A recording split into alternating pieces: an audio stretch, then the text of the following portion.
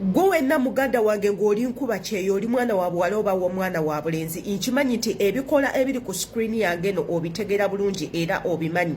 Njagala tubeere nga tuyiga tutya bwe tusobola okulwanyisaamu endwadde ezimu oba teekako okuziziyiza okulaba nga zijja mu bulamu bwaffe oba okuyiga first aid endwadde ezo we ziba nga zizze gye tuli mu bulamu bwaffe.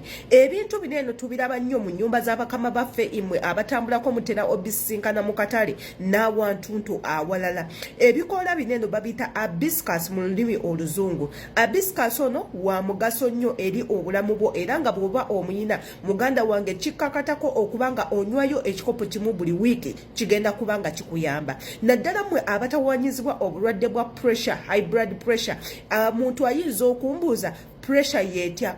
Ekituufu kiri nti buli muntu ayina pressure. Ekyenjawulo ekiriwo nti gwe pressure eyo eri nomo.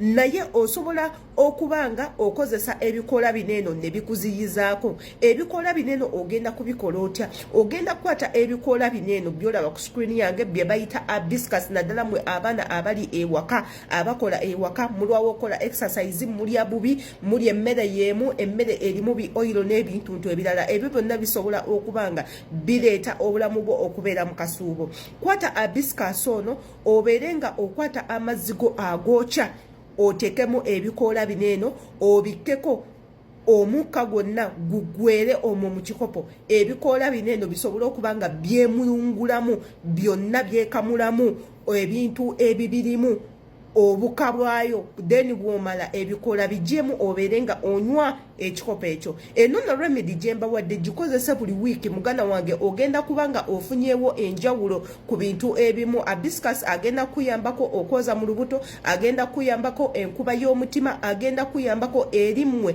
abayina pressure. Teekako nammwe abatawanyizibwa nga mugenze mu nsonga zammwe ez'ekikyala.